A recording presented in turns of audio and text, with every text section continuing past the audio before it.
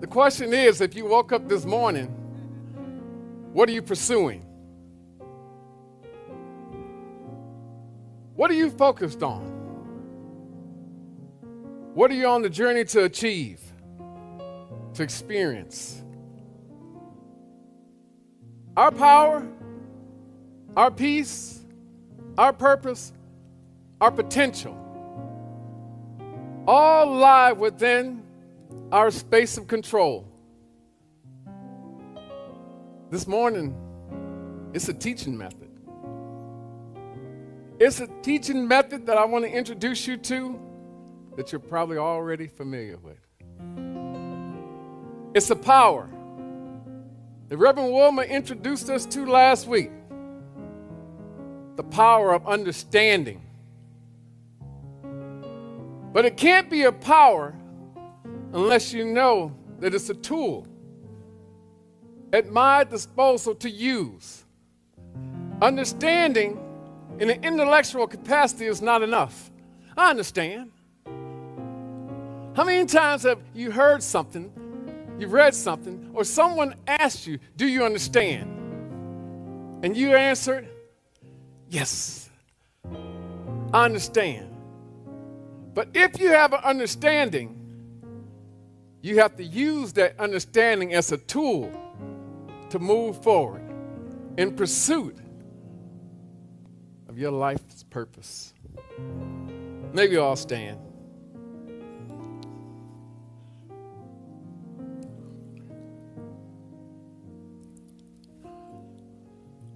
Just repeat after me. Just center yourself right now, like this. Just take your hands, just center yourself. Create a space for you. Create a space for you to expand. And just say, I pursue on purpose. I rise with reason. I walk in wisdom. Feel that.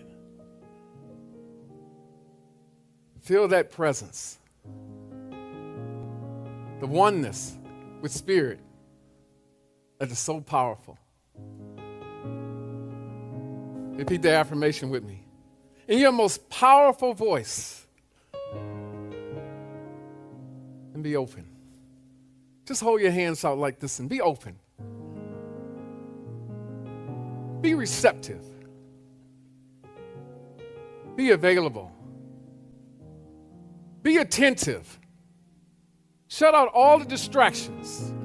Any voice around you that speaks now, just negate it. Create your own space. And in that space, call it out. Power.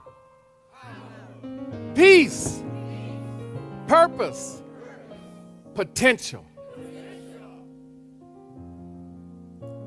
Make me a believer this morning that you're alive. Make me a believer this morning that you're breathing. Make me a believer that you're receptive to expanding, to increasing, to demonstrating. Repeat after me. Power, peace, purpose, potential. Anything.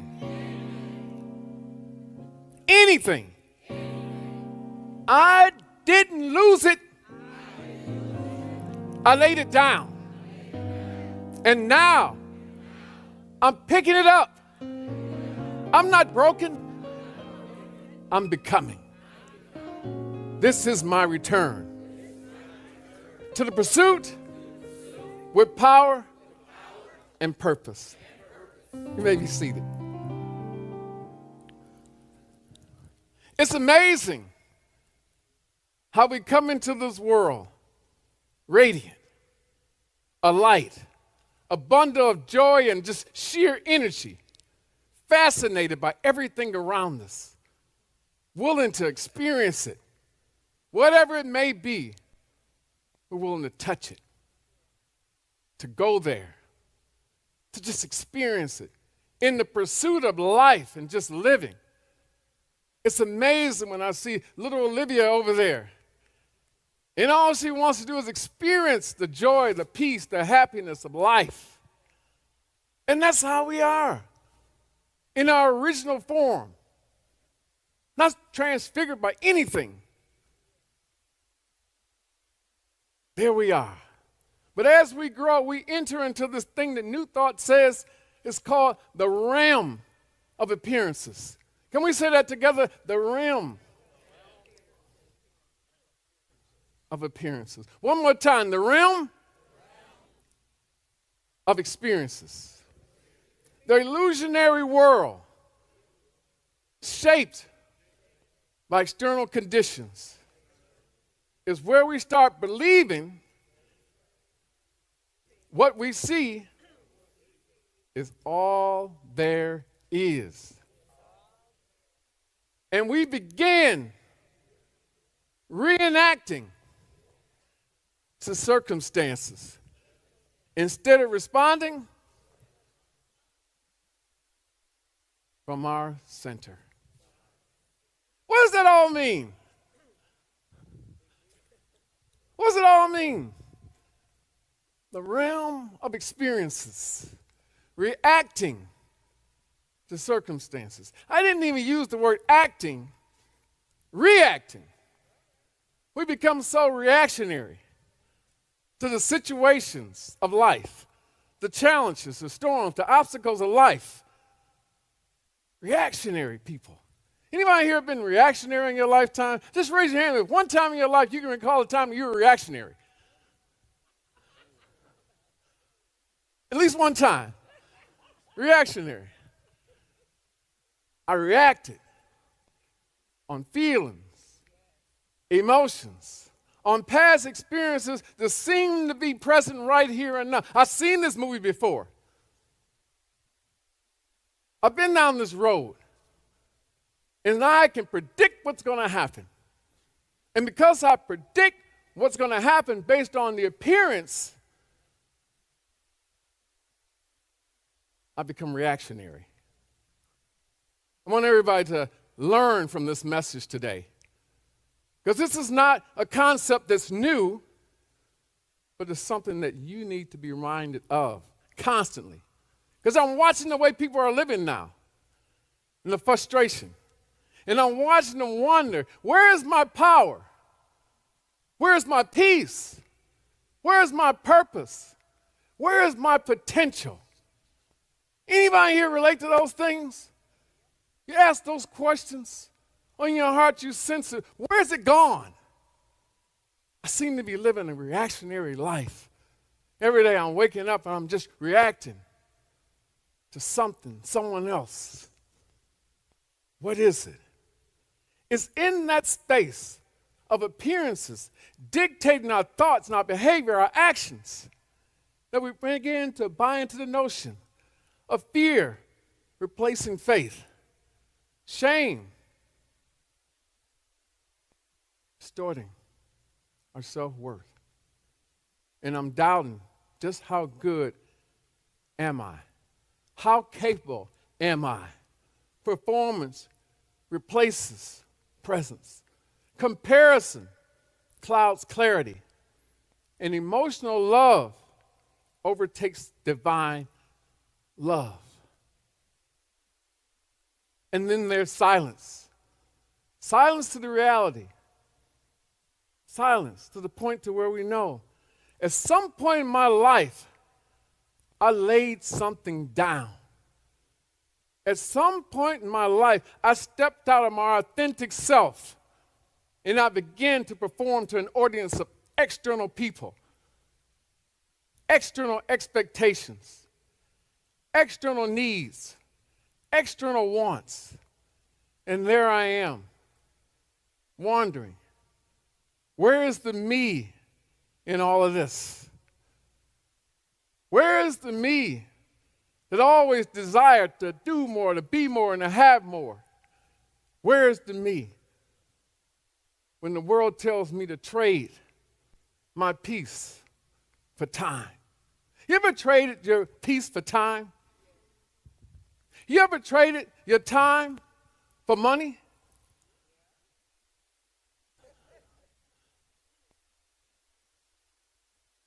Somebody said underpaid, undervalued, unappreciated.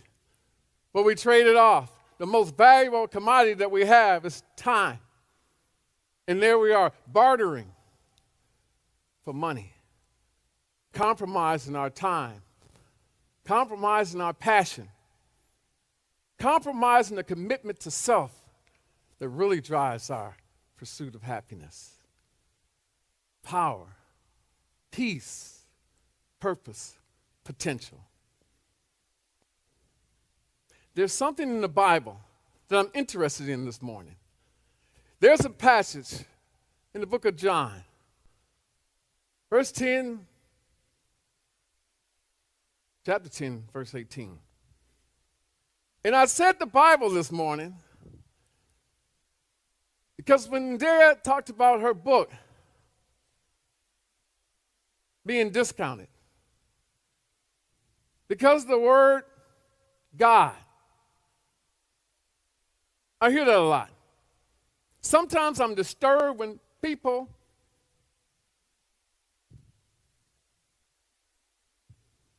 say, I don't want any parts of God.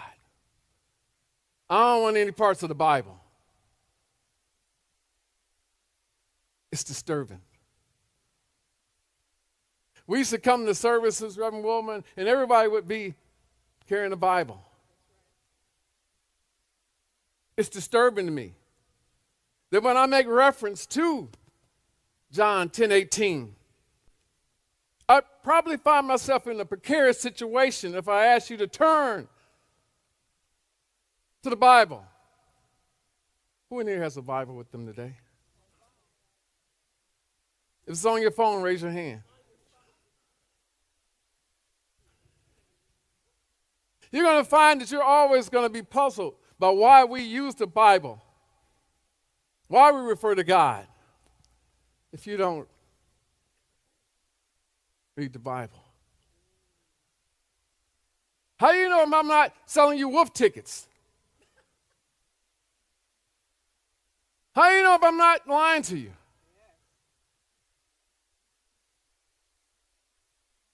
Study.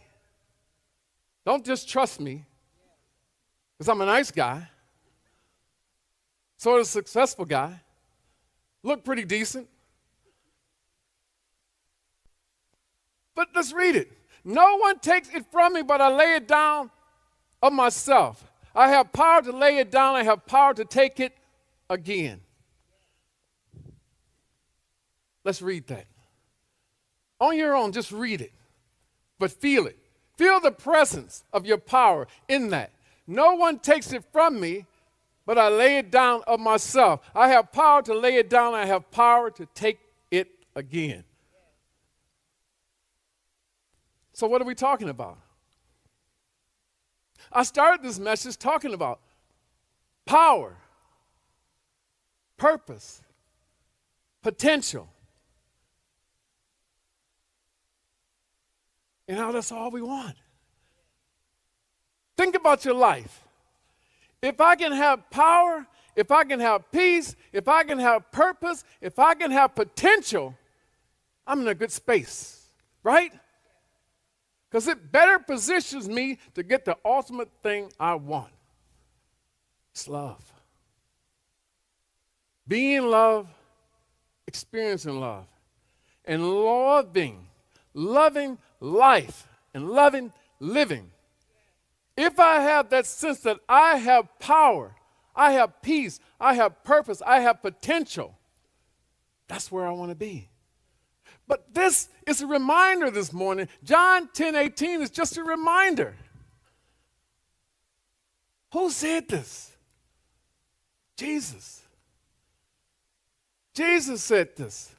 He found himself in a situation where they thought, we're going to crucify you for all the things that you believe, all the things you perceive, all the things you are demonstrating. We have to execute you.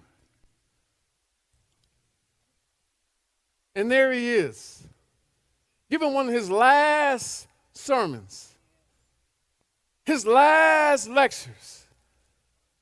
And he just spells it out. I have power, dominion, and authority over all things, all situations, all scenarios. My life, no one takes it from me. I lay it down.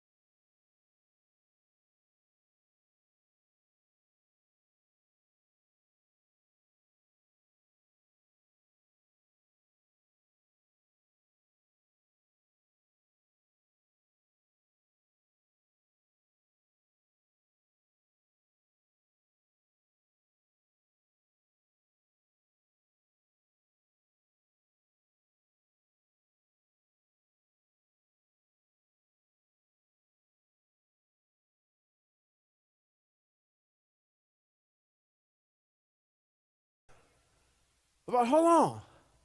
I can pick this thing back up, this thing called life and living and loving. I can pick it back up anytime I want to. And I'm one of those people, and Leah will tell you, when you challenge me, put an obstacle before me, I'm the first one to say, well, I can do anything I want. I can make the good appear. And so I have the power to pick it back up again. There's always these moments. No plans moment. What are you planning to do today? No plans. But there's this no plan situation where I didn't have a plan for what happened. No plans. And as we grow older, those situations where we had no plans for seem to mount up. I had no plans for that diagnosis. I had no plans for that heartbreak. I had no plans to be a widow. I had no plans to have money shortages. Is anybody relating to this? I had no plans to be in that hospital room. No plans to be in that courtroom. No plans to have an empty bedroom. No plans to be single. But here I am in silent prayer, hoping that the dream can still be revived, hoping that I can move forward in the spirit of hope with the help of a divine spirit. No plans to raise a child that breaks your heart. No plans to raise a child that's still in your pocket at age 30, age 40, age 50. Mama, can I borrow some spare change? And you're looking back, Steve, and you're saying, explain to me, what is spare change? What is spare change? And let me ask you something, boy. Can you spare the change? Can you spare the change? Morph into something different, a different mindset. Can you spare to change? And that's the question today. If we want to pick it back up, we have to be able to spare what we know and change. But the question really is today, do you want what you say you want? And are you willing to do what you don't do to get what you want? Everything requires this battle. See, you can do anything you want. You have free will. Sir, you have free will. But then there's divine will also. And there seems to be this tug of war. Come this way, come this way. But so many times our free will wins over divine will. And there we are, months later, years later, wondering, how did I get in this situation? How did God allow me to be in this situation? And what's the answer? If we went back and reviewed your life, what was the problem there? I found myself in a scenario where I discovered I had free will. I can do anything I want to do. Like we said last week, I'm grown. Can't tell me what to do.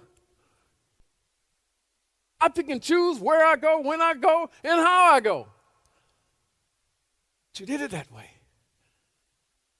What you realize, you exercise free will over God's will. Because God tells you, I know the plans I have for you. I know the plans I have for you, plans to always give you hope, always give you prosperity. And so if you find yourself outside in a yard where you're seeing lack and limitation, it's not by my will. Your will is being done. That's a tough message to realize that I am the one. I'm the one who made the choice. I'm the one who made the decision.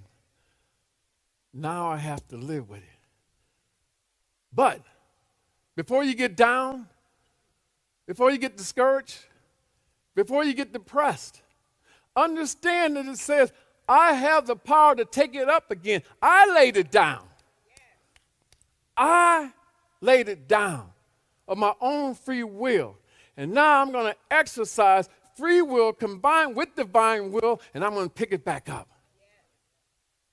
This is where you want to be. I get it. I get it. I get it. I get it. I spent so many years as a therapist, a counselor, an advisor, a mentor. I get it. I get it how we get in these situations. But it's time to pick back up our power, our peace, our purpose, and our potential. Don't you think it's time? If you're here today, you want to change. No one comes to Renaissance Union to hear the status quo is where you should be. You go somewhere else. Go to a Baptist church. Oops. Don't anybody write me or text me, and I'm not going to respond. But you can go anywhere, and they say just pray and wait. Pray and wait. You've heard it. Just pray and wait. But what I'm telling you, you have to pray, you have to practice. Pray and practice. Let's get the rhythm of that. Pray, practice. Pray, practice. Because when I do, it re-engages me in my power, in my purpose, in my potential, and in my passion. And that's how we want to live. So here it is. John 10:18, telling me that I can pick it back up again. That I can do that. But will I? Becomes the question. And this is really your time to pick it back up. See, I had decisions I had to make. When I get diagnosis, the natural part of me, the human side of me, is want to go deep down in the cellar and say, this is it, or I'm supposed to be this way. But then I think about, if I broke a pattern, if I broke alignment, if I didn't apply knowledge, then I need to go back and pick it back up. And so it's no difference. What you see is a 43-pound transformation in 14 months standing before you right now. Why? Because the diagnosis came. Glenn, you have. I say, no, I don't have. That's what you diagnosed me with. But I have power to believe in a greater purpose, and I have a passion to live at a higher level, and I see my potential greater than the problem that you're laying out for me. Tell me what I have to do to meet up again. To meet up again with my power, my potential, and my purpose. What do I have to eliminate from my conversation? What do I have to eliminate from my food consumption?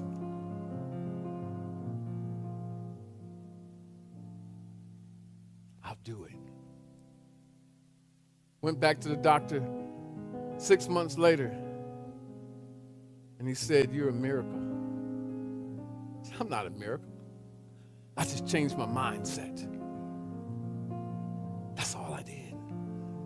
And that's all we have to do. It's a time when I was broke, filed for bankruptcy, didn't want anybody to know. Shame. How could me, multiple degrees, find myself in a scenario where I'm in over my head? Anybody here ever been in over your head with something? And it brought about some kind of shame? So I'm there. The solution is file for bankruptcy.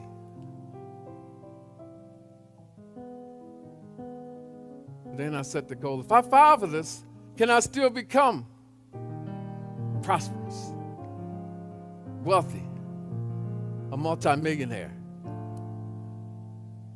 He said, "Yeah, you can. If you do what you want to do.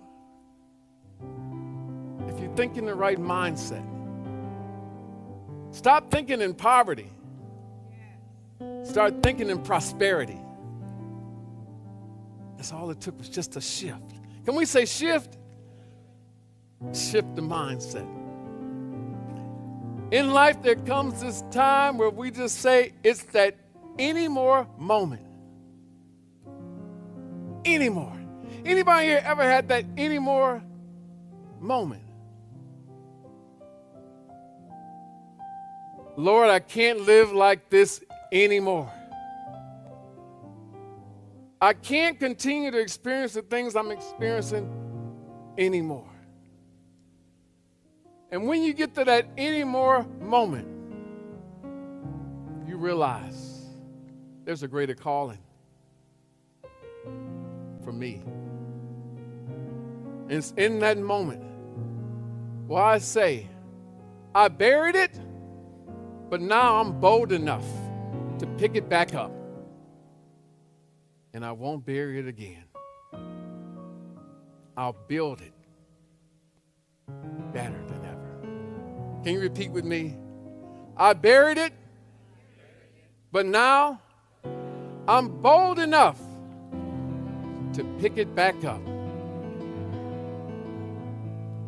Proverbs 4:7. It aligns with what we're talking about this month.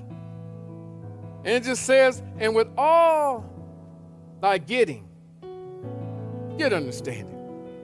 I don't care what you're getting, get an understanding. Understanding is divine discernment. It's a soul revelation. Charles Fillmore had a quote that I just love.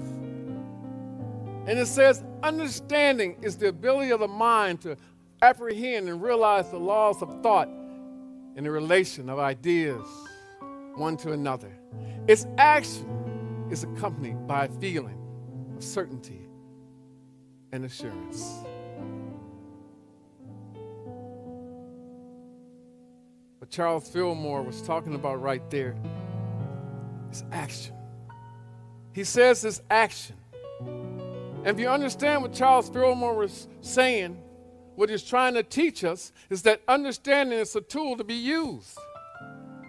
Understanding is not simply a gathering of knowledge. It's a tool to be used.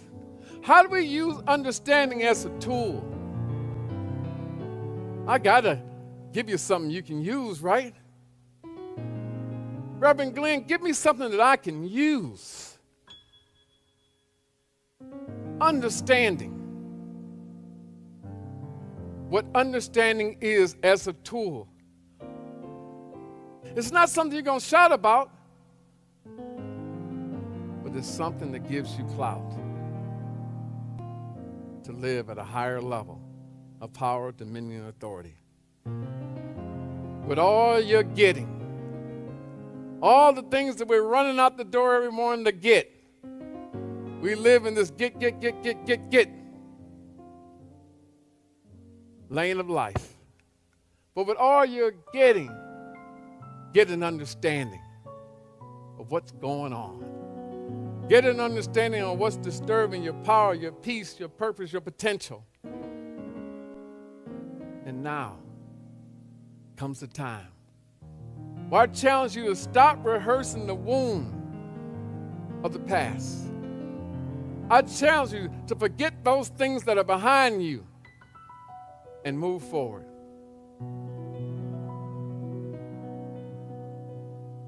Challenge and opportunity. And so it's in this moment that we begin to go back into divine pursuit. We remember, we release, we reclaim, we realize. Let me hear you say that. I remember, I release, I reclaim, I reach, I realize. That's where we want to be.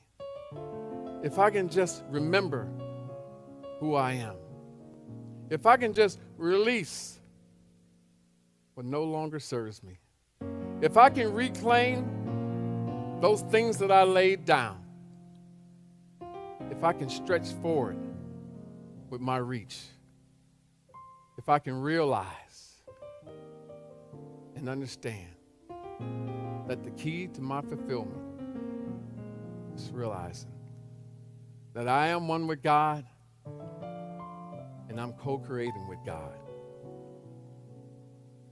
And I decide today to move in a new direction, to go higher than I ever have gone before.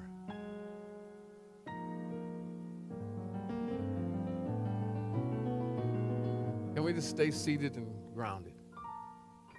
There's an affirmation that I want to do, but then a poem that goes right after. That affirmation is this: the power to understand is alive in me. I see beyond the surface. I hear beyond the noise. I move with clarity, confidence, and Christ consciousness. What I laid down, I now pick up. I regain power, peace, purpose, and potential. Now can we stand? You knew it was coming.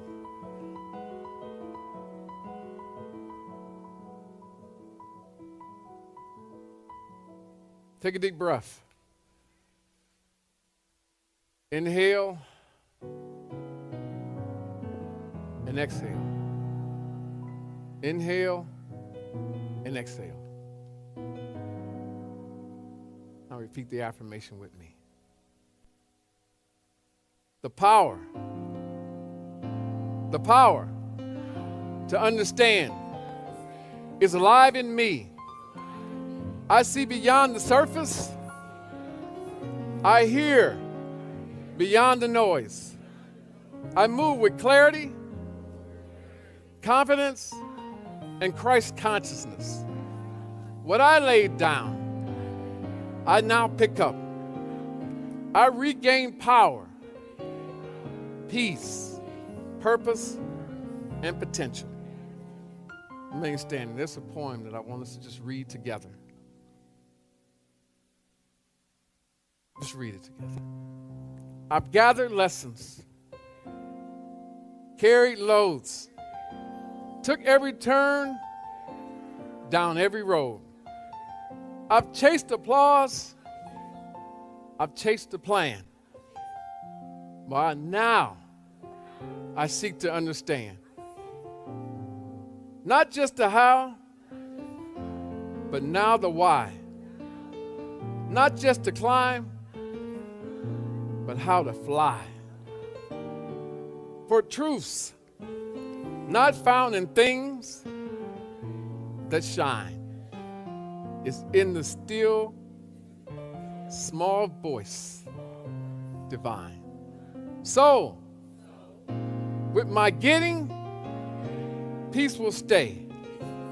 With understanding, I find my way. I walk by faith, not just by sight. I know I'm guided by the light. Renaissance Student, I love you, and there's nothing you can do about it. Thanks for having me this morning.